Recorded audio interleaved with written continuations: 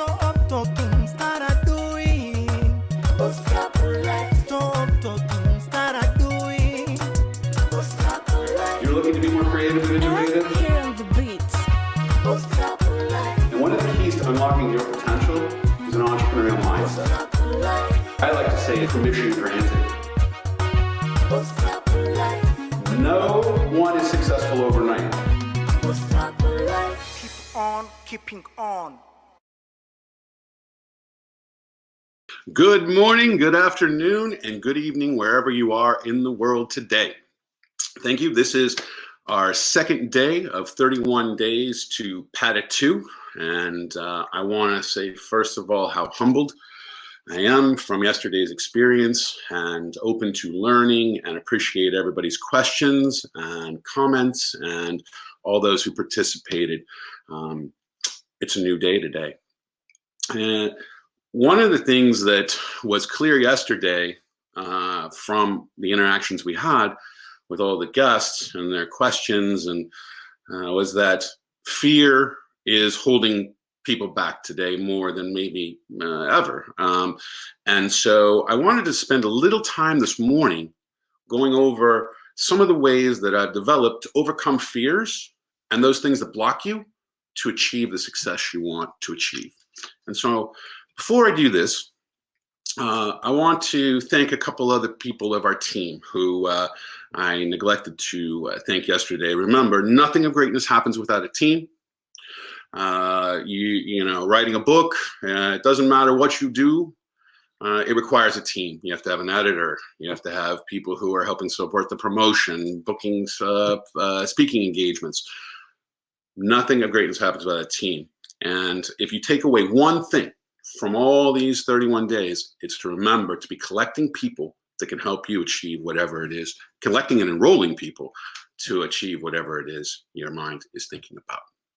So with that, I want to thank Hoi Noti, who is in Hanoi, Vietnam, running our We Create Women's Entrepreneurship Center and doing a phenomenal job, has become really more of a systems entrepreneur leader, changing the way people think about how you support and empower women and everybody in a hyper-inclusive way. So Hoi, thank you so much for your help. Sherry T-Bone Anderson is another person in Tulsa, Oklahoma, who has been one of my great collaborators in design. I don't know how many logos or Viz tools or other designs we've worked on together, but T-Bone, thank you so much for all your help and design work that you continue to do over the years. You are amazing. And then Angie Hammond, who has been working behind the scenes as a technology person, helping support different elements of our ability to perform today. So Angie, thank you so much for all your help. You're doing a great job. Okay, overcoming fears. Letting go of fears. I'm going to start with here right now today in a real life experience. This process of PADITU and going online has been one that has made me uncomfortable. I have not really put myself out there in this way to be live, to put myself on a screen, to broadcast out, and to have to come up with content every day. The fear of, will people show up? Who's going to be on the show? What questions will they ask? Are all things that can hold you back from doing, or hold me back from doing what I'm doing right now. And so I'm going to show you some of the techniques that I use to overcome my own fears and let go of those fears and advance forward. I'm going to do that through visuals. So if you're at home, I get a piece of paper and start jotting down some notes. We're going to do more of this each day, or many times, sprinkle it throughout the process. But visualization, the power to visualize, capture my ideas, and write them down has been probably the most influential and instrumental tool that I have to advance any kind of project I have or overcome my fears. So Amy, let's move over to the visualization screen, and I will start showing some people how I can overcome my fears and let go of them. Okay, the first thing I do is I write down fears.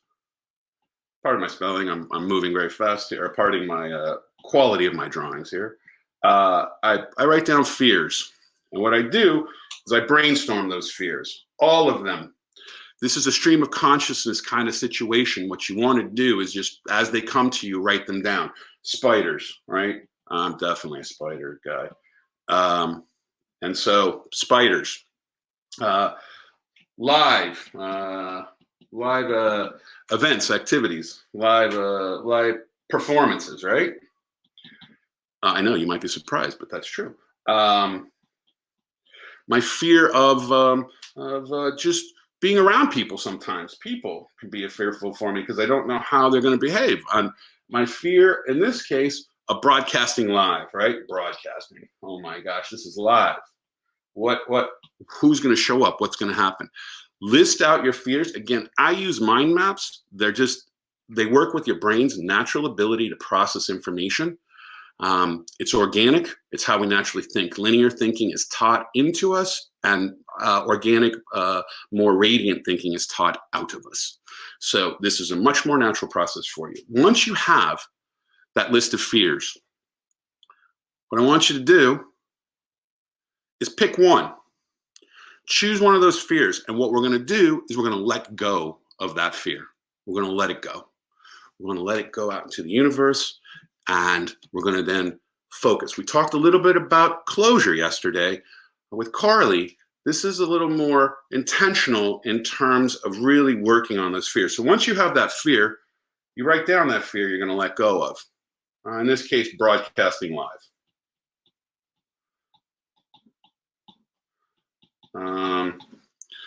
Putting myself out there like we are today. Quite a humbling experience, for sure. So broadcasting live. Now, what I'm going to do is brainstorm ways to overcome this fear. And what I do is, my number one way to overcome a fear is to do it afraid. Do it afraid. This does not mean that I am not scared or nervous or uncomfortable or have those butterflies in my belly as I sit here talking to you right this second. That's real. And so do it afraid. When you do it afraid, you're more capable of overcoming those fears, and also you're practicing being comfortable, being uncomfortable. Remember we talked about yesterday, being comfortable, being uncomfortable is a key component to being able to navigate through difficult and challenging times or environments or situations. COVID-19 excluded from this, just in general in life. So do it afraid. The next thing that I do, in this case, when I was going to broadcast live, I set a date. I forced myself to have to do this. So I set the date. That was May 1st, yesterday. And believe me, leading up to yesterday, there were times where I was like, what was I thinking? Is this really something that I want to do? Yes, it is. I need to overcome this fear, and I need to be more effective at reaching a larger audience to help them PADITU, put a dent in the universe. That's critical. So May 1st, put a deadline on whatever it is you're afraid of, and then that day you start whatever that is you're afraid of. It could be quitting some kind of addiction. It could be whatever it is that is holding you back. May 1st, so I broadcast live. I put May 1st. The other thing, and actually one of the first things I did, is I put together a team, right? I called Amy. I said, Amy, I need help. I don't know how to broadcast on live, but I want to do this. I'm not sure how to do it. I'm not totally comfortable doing it, but I'm going to do it. And so I put together a team. And that team I've highlighted is at least 7 people right now to help produce and create this show each day. In addition to the people who are the guests who show up each day, which I would consider part of our team as well. Okay, so now let's go back to review. I've listed my fears. This is a stream of consciousness process. Don't overthink it. Let them flow out. I recommend doing them in a mind map format. And at some point you'll be exhausted. You won't have any more. You can't come up with any more ideas. That's when you stop, walk away. At a separate time, come back and find out, okay, pick one of those fears. What is that fear? In my case, I picked broadcasting live. I had to build a team. I decided I'd do it afraid. Second, I picked a date where it starts. I had no choice. It's going to go live. We're going to do this no matter if I'm totally ready or comfortable or not. So in that case, yesterday, I was doing it afraid. Now, this is the hard part, right? You have to then rinse and repeat. You have to continue to put out the message and start and keep moving forward. Keep taking action. Keep moving towards overcoming that fear. I predict at the end of this 31 days, I'm going to be totally comfortable with this process. I'm going to be, we're going to know how to move forward. We're going to know how to take action. We're going to know how to work with the guests. We're going to know how to get the questions better. We're going to know how to be more effective at empowering people. And so you got to keep on keeping on. Just like Barrios Kasu says in his song, Keep On Keeping On. And you want to keep practicing. You want to keep working on overcoming that fear. I think that the other, and the last thing I'll say here is this. It's a process, right? I'm fortunate. About 30 years ago, I put myself into a situation where I was going to be an entrepreneur. That was the direction I was going to take. I decided to take, and it fit me, and it is part of who I am. And through that process, I've learned to get comfortable being very uncomfortable. And in fact, I've gotten so good at that when I'm not uncomfortable, I'm not comfortable anymore. So that's how far it can go. I encourage you to text your questions, WhatsApp your questions to 202-642-7089. Another way that we're going to collect questions is if you would, and you have a question, videotape that question, 30 seconds, put that question out there, tag me on Facebook or LinkedIn, and then put a hashtag PADITU on there, and we will broadcast those questions in between interviews or coaching sessions with our guests. So again, you can get a question on the show by texting 202-642-7089, or you can post a video question, 30 seconds, please, and then tag me and then use hashtag PADITU, PADITU, putting a dent in the universe. Okay. Are we ready? Let's have our first guest and start this coaching session up. Thank you. Okay, who do we have here? Hi, Sean. Hello. How do you pronounce your name? Well, you can call me Arthur. Artwa? Yes, exactly. It's like my second name. It's so good to see you. Where are you calling from? I'm calling from Germany, from the city of Mainz. Okay, thank you for being here today. Oh, thank you for having me. We met each other. We met each other once in Armenia during Startup Cup. Well, I love Armenia. Yerevan, one of the most beautiful cities on the planet. Oh, thank you. Thank you very much. What question do you have? Well, my primary concern is, in general, the word digitalization. Okay, so now we have the Corona crisis, and digital economy was always in trend, and now it's like even of more vital importance. But I'm still missing directions. Like everyone is talking about digitalization. You should go digital. You should everything do digital. But I still have the impression that the market is saturated. There are too many offers on the market, and it's not going to change. So I'm just missing directions about digital economy in general and about business as well. Okay, so in 30 seconds, do me a favor. Yes. What's your product and service? Who's your customer, and how do you make money? 30 seconds, go.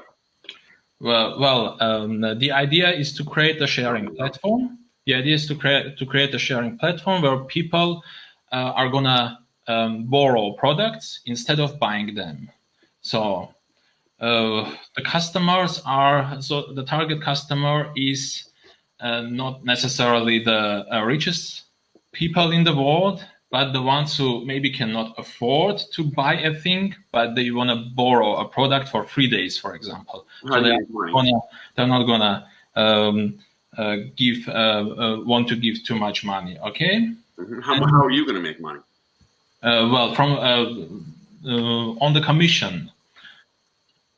So how are you going to rate that commission? It's a barter. The value is not clear. Exactly, this is a rough idea. So this is like only a rough idea, but you can put a percent, like you can do it 5%, 5% commission, or 10%. Well, 10% is going to be too much, but you can put like 5% commission. So 5% commission of each deal. So it's but how are you? What are you doing right now for revenue? You are talking about my idea or in general? No, I'm just talking. I got your idea. I think pretty Yeah. good. But what are you doing right now for revenue? What are you doing right now? I am a manager of department in a company. This is also a startup in the leisure branch, I would say. And so we have to deal with a lot of challenges during the crisis because, yeah, I'm talking here about escape rooms. Maybe you have already heard about the idea where people are locked in a room and they have to figure a way out during a night. I'm familiar. As you understand, team building exercise for a lot of people. Exactly. So during the Corona crisis, there are no clients. There is nothing. Okay. Who's on your team that you could start building this barter platform, this sharing platform? Well, I've got one more person who is also like on the business side, but the problem is me too. I'm on the business and marketing side. I was involved in web development and in application development, but it's now like I haven't been doing that over the last 5 or 6 years. So we have to find like some money in order to recruit staff maybe, or find someone who's going to develop the product. Okay, so you have. I mean, there's a lot of great technology people in your event, right? Yeah. And so who do you know in your event who can help program this and develop it? Because some of the smartest technological minds I've met have been in your event. No, thank you very much. Yeah, well, I know currently people and companies as well who like could develop a product like that. But even in this case, if we are talking about Armenia, we have to deal with, like, I would say, estimating $10,000 or even more. So it's not the cheapest product. It's not the cheapest idea. It's not so easy to implement it. Okay, I've never seen any idea that can't get started right now. And Yeah. You don't need funding, you need revenue, right? That's the key. And so what I would do is I would try to find platforms that exist out there where you can start collecting. You can start collecting people who have stuff they want to barter.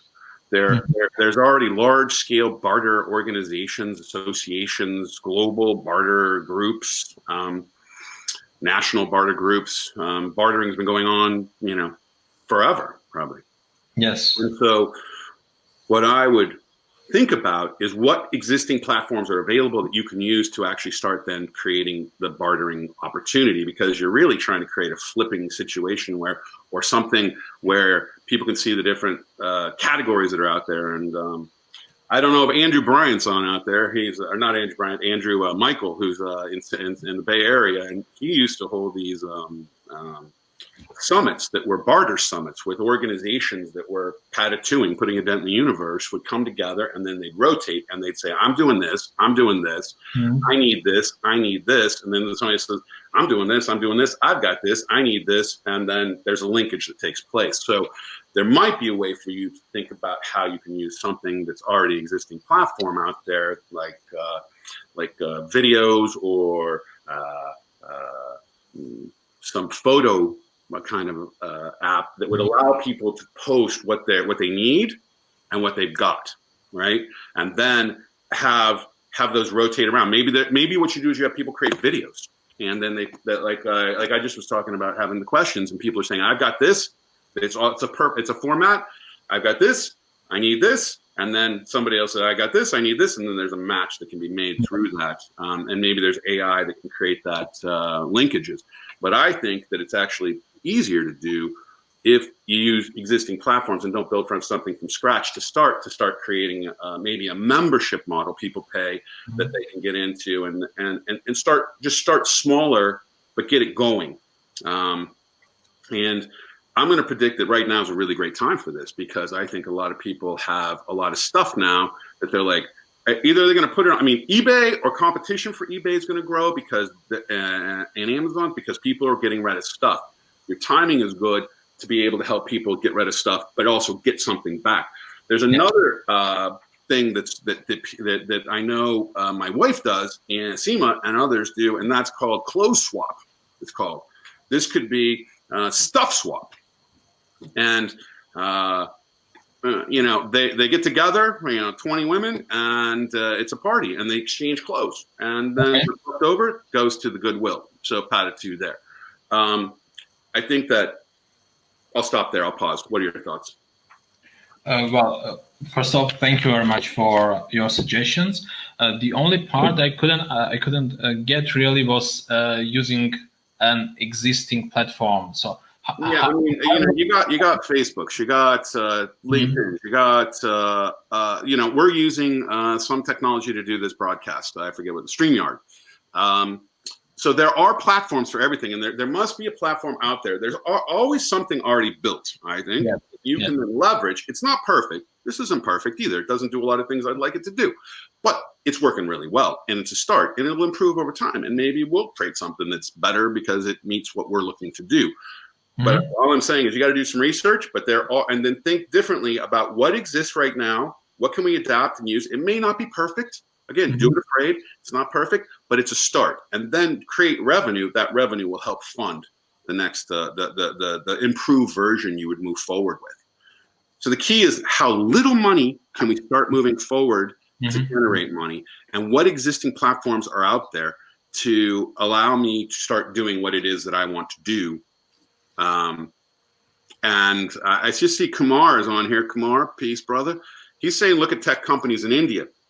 The other thing I was going to say is, you know, there's Fiverr, there's 99 Designs. You can actually put out a, you know, like a, you know, a description of what you want to create, a spec sheet, and somebody might be willing to produce that for you, and maybe that they'd be willing to participate and take less money to do that for some small minority ownership, 2-3%, let's say, and you can get it done faster that way. So again, that's a platform I'd use out there, not just looking at India options, but also what other existing platforms are out there to help you accelerate getting it done.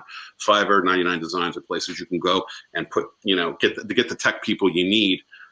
Again, collecting people. I'm going to say, you know, Armenia, you've got like a vast number of really talented technology people, and you know, on par with Pakistan, and that's what I would do. Well, yeah, I got the idea. Well, so the bottom line is like to forget about revenues like in the first time, and to get people. To get more connections, and then maybe think about like, I don't know, business angels or something like that. Yeah, okay, I'm going to go back to it. Revenue is funding. And so what I'm saying is find a way to create revenue now. Okay. And the way to create revenue now, and revenue is funding, when you create that revenue by going out and using existing platforms, how little money do you need? How little? You say 10,000, I'm saying 100. Can you do it for 100? Can you start launching and offering your you know, product and service and your bartering opportunity as quickly as possible for as little money as possible? That's the key. Now, not later. Hours, not days, not weeks, not months. Well, you know, that's my thing. How do you create revenue now? Not days, not weeks, not months. Now. And so I think that I think you can do this. Again, I think the timing's right. I think that you start targeting people and you say, hey, tired of all that stuff in your house, you know, or is all that stuff piling up in a corner that you want to get rid of? Barter trade now. You know, barter more stuff. Barter more stuff. That's a great name. And so that's what I would do. Because I'm telling you, you're right on it. Just go, do it. Don't wait. Do it afraid. Okay. Gonna do that. All right, brother. Good luck. Keep us posted. Amy, let's make sure we get Arta back on the show in like 2 weeks and see what the progress is on his Barter More Stuff show or product platform. Okay, one thing I'll say in this is that, and this is a continual issue globally. Silicon Valley has done us no favors. I'm a Silicon Valley born and raised, DNA courses through my blood. I'm telling you right now, it's not about funding. It's about creating revenue. Now, the more revenue you create, the more fundable you become. And this is an important thing to keep in mind. It's not about, unless you have a rich uncle or you have connections to funders or you've been successful at building a business and having exits, it's going to be very difficult because less than 1%, 0.8% of the people around the world receive any kind of traditional funding. This is critical to understand. So if you want to fund your business, fund it yourself through revenue that you create by using existing platforms and existing technology that's out there to get your platform, product, or service into the marketplace. Okay, Amy, who's our next guest? Oh, I got to, hey, how are you doing, friend? Yes, hey. Right? Yes. Oh, how are man, you, Sean? Madagascar? Yes, I'm from Madagascar. How are you doing in Madagascar today? Yeah, it's fine. Sorry, yesterday I was I had a problem with time difference, so I couldn't attend. Totally but I'm happy to I'm happy to be here. I'm happy you're here too. The animals in Madagascar must be very happy right now that there's less activity out there. Yes, very happy, and also we find the COVID. I think they have a solution for the COVID, like some drink that can save lives. So Madagascar is very trending on the news actually. Wow, interesting. Okay, we'll have to see how that goes. Yeah, but I can definitely see a marketing opportunity. Yeah, that's like dream solution. What's your question? My question is about team up. Like I heard you telling, you set up this program and then gathering few minds around you and then team up with them and then start this new venture, new project going live and everything. I had so many times issue about working with people. I mean, like setting up a team. So I need your advice on how to build the right team for the right project. Actually. So tell them. Okay, what's the product and service? Who's the customer? How do you make money related to this particular project, or no? Yeah, it's my experience. Sometimes I set up a new project and then I lose people in the road, or I have to leave the project and the project go down because I'm not in the Okay.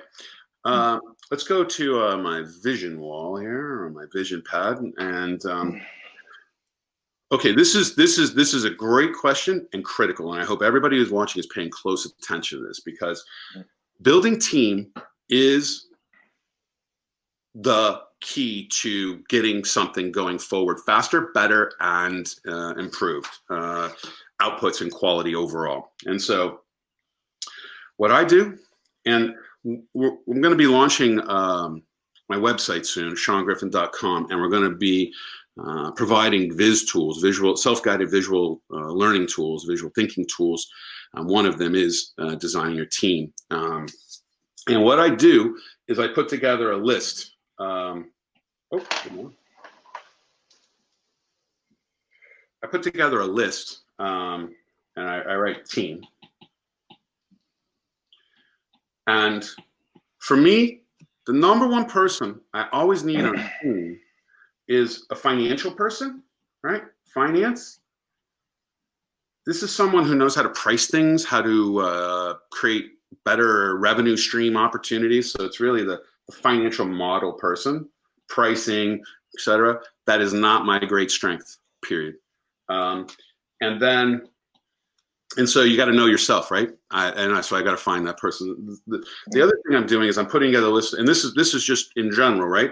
I'm identifying the type of team people I need. I need a tech person, almost always, right? Tech, I don't program. I got ideas and visions, but I don't know how to do it. So I got to have a tech person. This tech person has to be able to communicate to me as well. So it has to be a tech person who isn't totally lost in their own languaging, which doesn't necessarily help me to understand. And so then I look for promo people, right? Promo people. All of them are doers. So anybody I'm looking for has to show me that they're a doer. They get stuff done.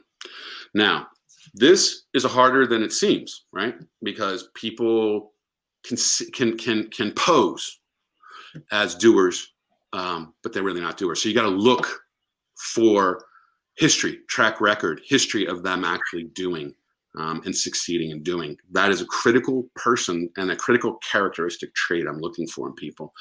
And then whenever I'm looking for people, I go to my own networks. And so I ask people within my own networks, do you know somebody who can help me with this? Do you know somebody who knows somebody? And this happens daily almost, where we're always putting together teams, particularly in other countries, particularly countries that I'm working in and doing different work, always having to assemble teams, many cases, but I always have a core contact that I trust within that country, within that region, or to help form that team. And I know that they're aligned with my characteristics that I'm looking for in people. So I'm looking for people who are high integrity, mission driven, are doers, as I said, so they get things done. But I cannot train character into people. I cannot train character. I can train skills, but their character is set already. And so you've got to be identifying character traits you want to move forward with. It's one of the reasons we started working together on Madagascar Startup a couple years ago, because there was a synergy in terms of your mission, your goals, your intention to lift up Madagascar and make it the best it could be as a country. PADITU, baby. That was what we were looking for, right? And so I know in your heart, no matter what you're doing, that's behind your actions, right? To make a difference. And so that gives me confidence with a project or something comes up in Madagascar, you're my go-to person. And so here's the thing. Things ebb and flow and change. I'm not always working in Madagascar. I'm not always working in Pakistan. I'm not always working in the US. I'm not always working in Armenia. I'm working wherever I'm working. And so things change. The people I work with shift and move. There are a few people, small percentage, that are long-time partners, long-time, and they're the gold, man. They're the rare ones, and that would be Alice Fenton. 25 years, I think, we've been building things together. Dahlia Alside, we're going on 10 years. I think you've met Dahlia. These kind of, Amy, who's right here, it's been at least 10 years working on different projects and collaborating. And so you want to also nurture those relationships over time, knowing that they ebb and flow. So sometimes you're away from them, sometimes you're engaged with them, right? It goes back and forth. And that's just part of life. And the key thing that I've learned, and I wasn't very good at this when I was younger, is not to burn bridges. It's easy to get upset or say, screw, I'm not going to work with these people. And I'm good at that. But I've learned over time that doesn't serve me well, because all of a sudden I'm in a situation where I really need that person again. And I burnt that bridge, and darn it, that's not going to help me at all. So now I just know that I'm looking into the future, and I know that it may not be working right now, but that doesn't mean it won't work again in the future. And so I'll pause there. Thoughts, more questions you have? Thank you. Yes, so there's two things. There's a business, and there's like a project where we work for as a volunteer. So in the business side, when you start a project like with zero investment, or you want to bring people, convince them with your ideas. So how do you manage the fact that you are going to ask them to put their skills on your business, but you don't have money to pay enough because it's a skills that you cannot afford for starting your business? Right. Okay. Again, Bootstrap life, man. The song at the beginning, right? It says it all. And most people in the world are living a bootstrap life. I'm going to guess 98% of the population of the world is living a bootstrap life. What that means is you got to be able to identify ways to engage and enroll and motivate people to become part of your endeavor. The way that I found that to be is I visualize. I'll create large visuals and or small visuals. I'll send it to them. Here's what I'm envisioning. Here's what I'm thinking. And I get them so excited about it that they can't help it. They want to be part of it, right? And so not everybody's going to want that too, because everybody has a different kind of threshold to risk. Find people who have a higher threshold for risk, and then again, collect them. So I know I have a bunch of technology people. One particular, Brad Vernon, who is like 30 years we've been collaborating. Super genius at technology. I can call him at any time and ask any question. I'm very cautious and careful when I engage him because he's busy and software engineer, chief of some technology company in Silicon Valley. And so his time is precious. But I think that's what you do, right? You just collect people, engage them, and ask them, will you be willing to do this? I know in the short term. So even, I say, oh, look let's for the first 2 months, there's no money here to pay you, but we're going to shoot for revenue within this time period. As the revenue comes in, we'll distribute it in a way that's equal to make sure that you're getting some compensation. You'll see it growing. You'll see the company's possibilities, the organization's possibilities, and be part of that. I'm cautious now to give out ownership of my company. If I do that, I like to issue. 1 second, my computer is going to go dead, and we don't want that. And so, one thing that I would say is that I like to issue shares, about 3.5 million shares to start any business that I'm going to have other people part of. And then what I do is I offer monthly vesting of shares, somewhere around 10,000 shares a month. And those shares would vest every 6 months. So instead of money, they're getting shares of your business. This is an effective way to create a mindset that they think, oh, I'm getting paid in the future for what could be possibly a business that can pay me or transition some way into cash. That's an effective way to go. People have gotten a little smarter about that than they were years ago, where it was like completely a creative solution to paying people. But that is another way to do it. And I'm sure in Madagascar, it may not be called shares. They may be units. They may be something else. But I would issue a number of those. And then what I would do is set aside 1% to 2% of the company and then distribute those as cash, like cash, that would then motivate and incentivize those people to actually keep moving forward and grow the business. Thank you so much. Does that sound like something you could do? Is that something that can happen in Madagascar? The legal system allows that? Yes, of course. It's the way we turn it. That's is it considered shares? Are they shares? Yes, we can. Yes, we yeah. So we you see what I'm saying? Those shares are like in their mind cash. At least it could be in their mind. They let them imagine what they want to imagine, how big that cash could get. But for you, that's a really effective incentive, and I would experiment with that. At least have it in my pocket. I have a number of different ways to incentivize. Some people work for beer, right? That's great. Let me buy you some beer and pizza if you like.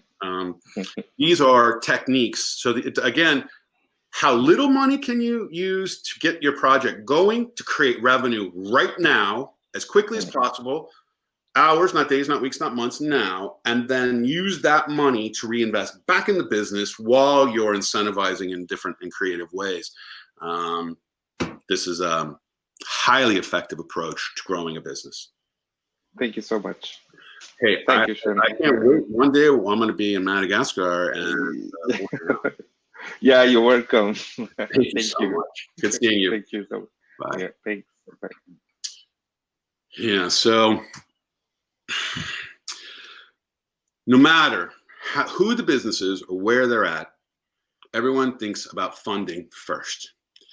It's really not funding. It's not funding. Oh, sorry about that. It's not funding. It's revenue. Focus on revenue. Focus on how you can create that revenue as quickly as possible. Bootstrap your business forward. If funding is the reason, it's out of your control. You can't control the funding. You can't control the process of receiving that money or how you're going to get that money. And so it's important. What you can control is how you create money, or, you know, your job. So reinvest back from your job. So the money you're making from the work you're doing, put some of that money into your business. That is viable revenue. That is bootstrapping. Sell something that you have a value. You have a phone, get a different phone, sell the phone. You have a car, sell your car, get a different car. I've sold cars in my life for funding many times. And that's a pretty big chunk of cash you can get there. And so how serious are you? And that's how I test people, how serious they are. What will they sell? What will they sacrifice to get the cash to move the business forward and create revenue as quick as possible? All right. Amy, do we have somebody else, another guest we can help inspire?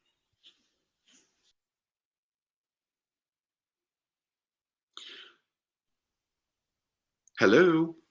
Oh.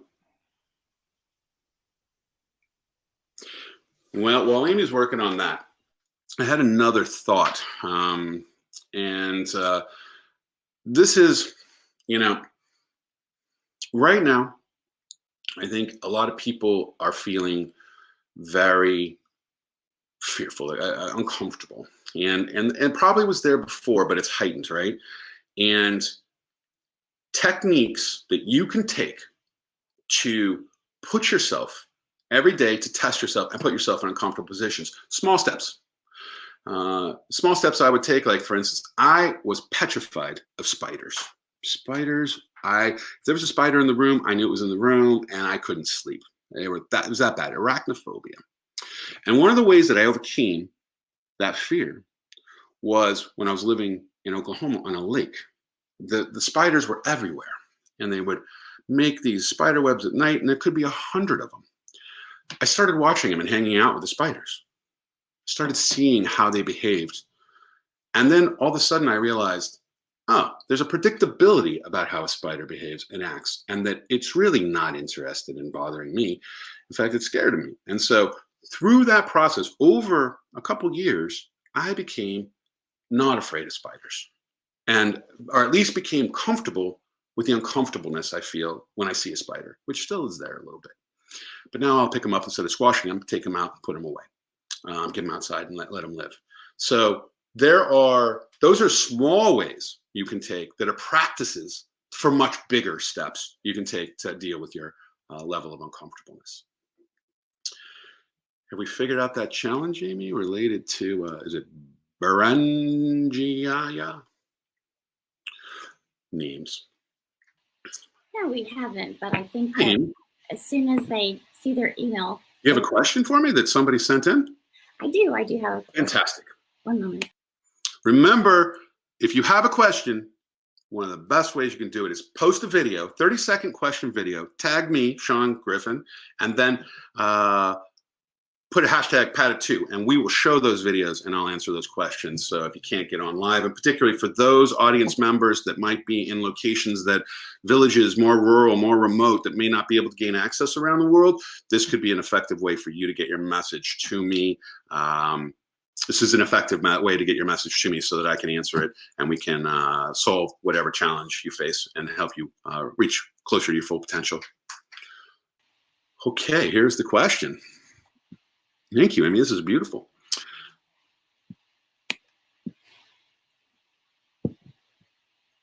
So, Sean, can you? Yeah, I was reading the question. Maybe I should read it out loud. I'm not so sure if this holds good. No business. This is from Samir Nagar, and Samir, I think, is in India, and I think I know Samir. No cash, no salaries, no employees. People are going to be scrambling to get back to work. I totally agree that people should come first, but I don't see that happening a lot. Okay, this is tied to COVID question. So, yeah, this is a huge challenge, right? Because I can go. We can. I don't know if I have a visual right now, but I think Samir. I think that. Yeah, I'm concerned because I think that the world is changing so dramatically and so fast that majority of people are not going to be able to keep up with that change, and that everything that we knew before is going to change as well in some way, and that what worked in the past is not going to work in the future. And we knew that because we've been talking about it. I've been promoting it. I've been sharing it constantly. Real-time paradigm shifting, that we can't keep up with the change of pace. Our brains and humans can't deal with this. For those people who are going to be out of work, who aren't going to be making money, we're going to have to figure out a way to provide them some tools and skills where we're seeing the market open up and people are getting hired. And so there's always going to be things people need: food and medicine, haircuts. You know, I definitely need one. And I think they're going to be okay. There's going to be some new reality in terms of social distancing, at least in the short term, and maybe it'll be shorter than is being projected. But I think that the real challenge for those people is to find ways to leverage what they're good at, and then bootstrap some form of creating revenue in a way that may have been very different than how they're doing it now. And so this is, for me, is particularly if it's people who don't have access to internet, or, you know, clearly there's a digital divide with them, where it's more difficult for a majority of people still to get on the internet and do the kind of thing we're doing or participate in this type of programming. Then that means that we have to, and they have to, and the organizations that support those people and the governments that support those people, find ways to reskill and upskill those people to more relevant skills that are necessary for today's economy, or tomorrow's economy. Let's be honest, tomorrow's economy, it's changed. That we don't know what the new economy is going to look like. We've had the gig economy change. So this is a real opportunity, I think, for those people to generate more money, to be able to be more productive, increase their ability to impact their community and be a part of their community. But honestly, this is something that I think the governments and leaders of our world need to rethink. And how do we support those people? Because that's going to create a lot of tension within countries and potentially political uprising. And I can see that as a real possibility in the future if this issue that you're bringing up is not figured out in large places with large populations like India. That's what I'm thinking. And I'm also thinking, as I was talking, is that there's a massive amount of education that's available online. It's allowing and getting and providing the ability for more people to get online, to be able to gain access to those skills and tools that are available to them. That one we would have to brainstorm together, Samir. So maybe you'll come on the air and we can do some visualization and co-creation on how we PADITU that one. Amy? Hello. Hello. Who do we have here? Can you turn up your volume, please? Okay. Sure. Is that better? Yeah, I can hear you better. Thank you. You're welcome. So I'm called What's your name? Gilbert. Gilbert. Good to see you. Yes. Good. Where are you calling from, Gilbert? Yeah, we met in Uganda. I think last Great year. to see you again. And you visited our incubator in Makere, where you had a session with one of your partners here in Uganda. Oh, from Uganda Startup Cup. Yes. That's where we met. Yeah. Yeah, the Startup Cup. Yeah. Yeah. What's your question? So good to see you. Yeah, my question is, I myself, I do run that particular incubator that you visited. Yeah. And we have struggled a little bit in raising revenue, just as you've been discussing with us on how we can raise revenue. Mm-hmm. We have sacrificed a lot as a team since we started it in around 2017. We've had a number of models that we have tried to pivot each and every year to make sure that we have a business model that is sustainable. Mm-hmm. But we seem to be still struggling with creating value. We have had sessions where we look at how we can create value, have a number of entrepreneurs and startups on board, be able to pay for space, for mentorship sessions, for workshops, but they don't actually pay. Yeah. Our other client would be the government, which is currently using us to run one of their innovation funds. But these are also people who are not also facilitating us as they had promised. So I would want us to share a few things on how you think a business incubator should be able to be sustainable. We are able to get some money from the activities and the workshops and the mentorship sessions that we hold. Right now, I've had a team of mentors who have been doing good work, but we are unable to even pay them right now. Then secondly, maybe for now. Whoa. Let's time out. We're going to run out of time. I'm going to focus on I want to focus on your first question. If we have time, we'll go to the second one. Okay. Sure. Great. Business incubators are a very challenging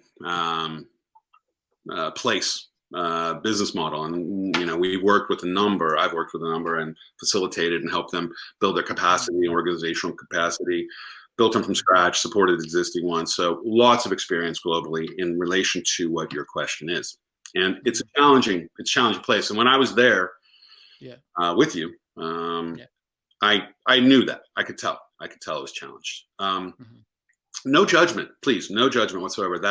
This is more common than not. So I'm not. Sure. It's not a judgment in any way. I mean, what I saw was you working really hard to make a difference in PADITU in Uganda, and I felt it. And I still do, looking at you now and seeing you again. So, with that said, revenue for business accelerators and incubators is challenging unless you are funding. So, if you're a funding mechanism and you have a fund.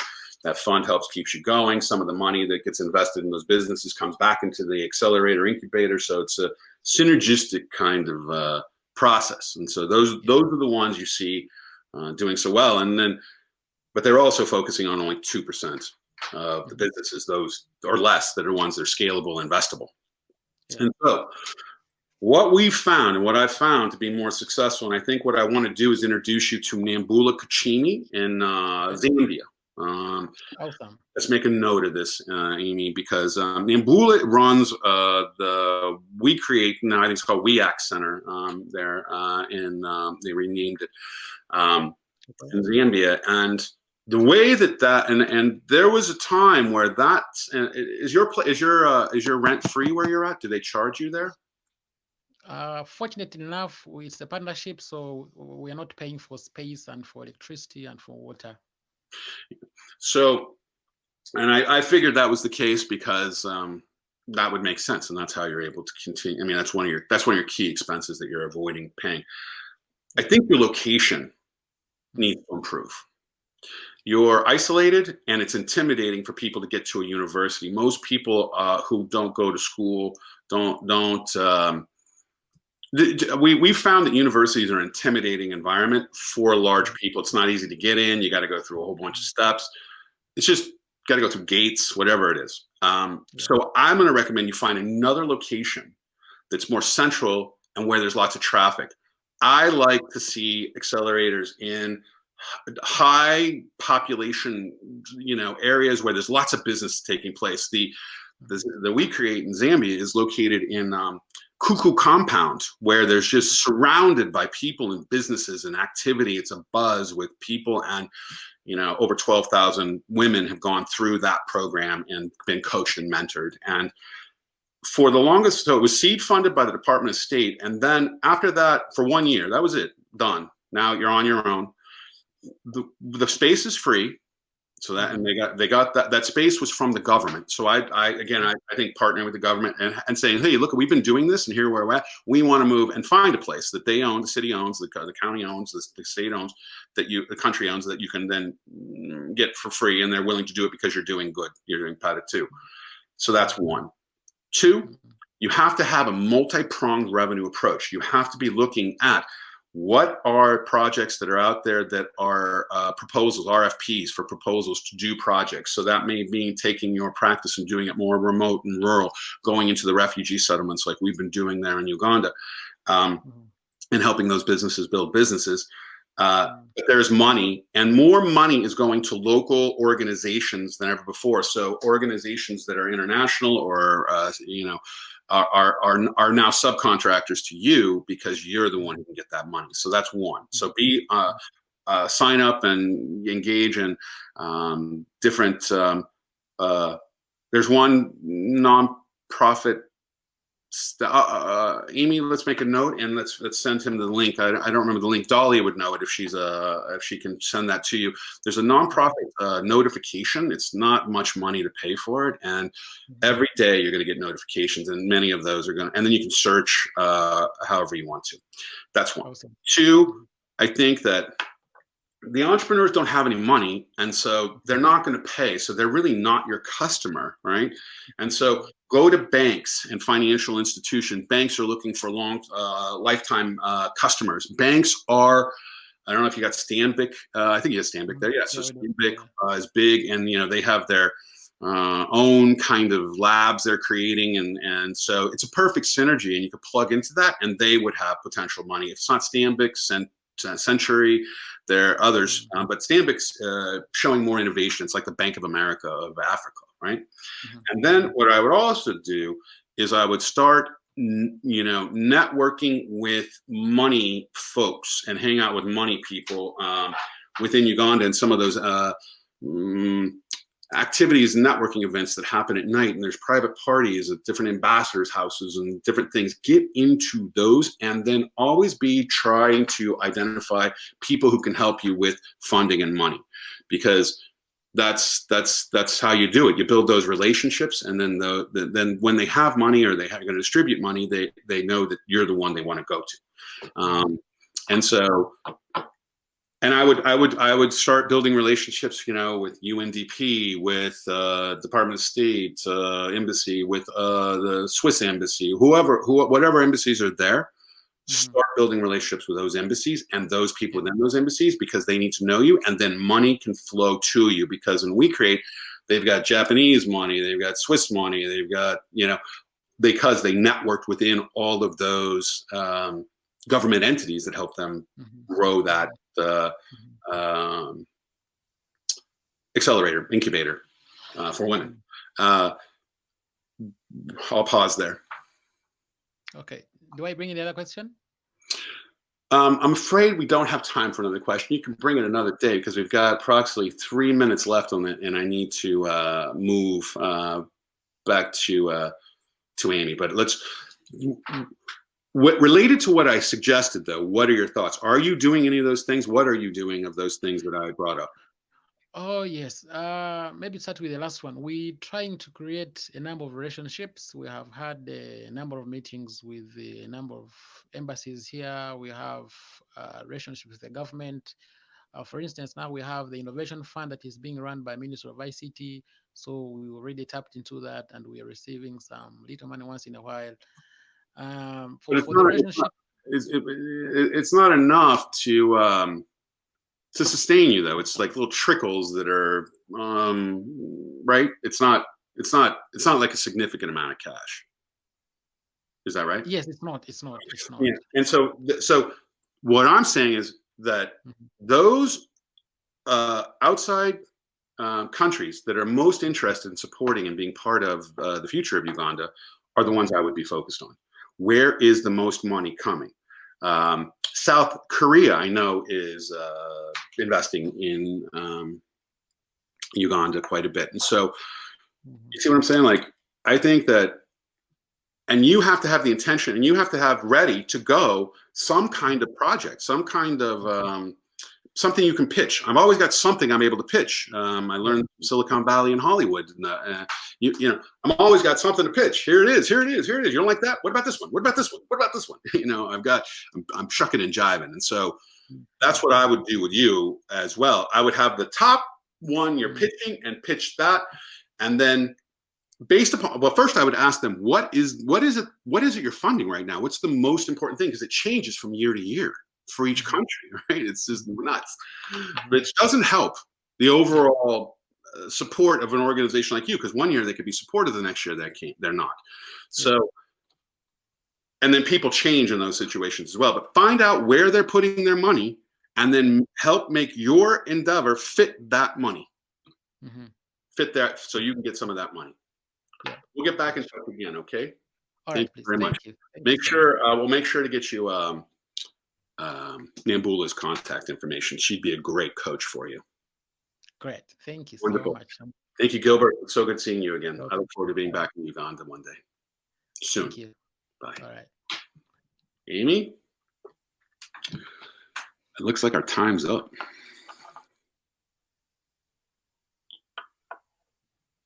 Well, here's what I want to do, everybody. I want to say, and I want to close again with, today we have to think different, right? We always have. It's it's something that is constant. But today, what worked for us yesterday may not work for us tomorrow, and so how you position yourself to be open to changing and shifting whatever it is you've been doing. And if Samir is asking about entire populations who are out of work, out of cash, and what are they going to do? We're in necessary need of helping empower people to realize they can do anything they want to do as long as they're willing to take action and move forward, build teams, self-fund. These are key critical things, and it will change people. People will literally change because they know now they can do it, and it will build self-esteem and make them more stronger. It'll make you stronger. When you embrace the fact that you have unlimited potential inside of you, let it flow, believe in yourself, and you can do anything. All right. I'll see you tomorrow. Before we do that, let's check this off here. Anybody following along? Day 2 complete. All right. Proper color there. We'll be back tomorrow. Same PADITU time, same PADITU channel. I look forward to hearing from you. Please do send any or post any video questions you may have. 30 seconds. Tag me, hashtag PADITU. And also WhatsApp your questions at any time to 202-642-7089, and we'll be taking those questions, and we'll also be answering them behind the scenes as well. Thank you, everybody. Have a fabulous day. You got to never ever give up. Keep it up, never ever give up. Keep it up, never ever give up. Never ever give up.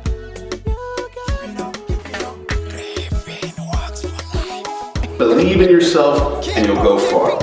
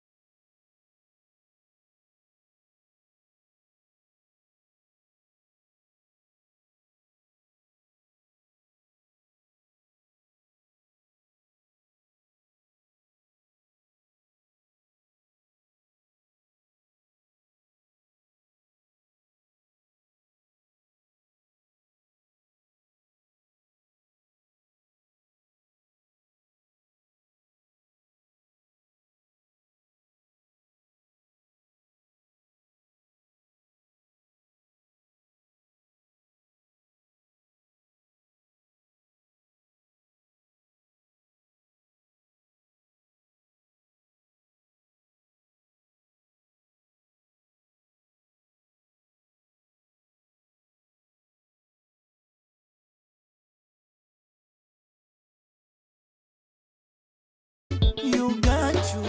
Never ever give up. Keep it up, keep it up. Never ever give up.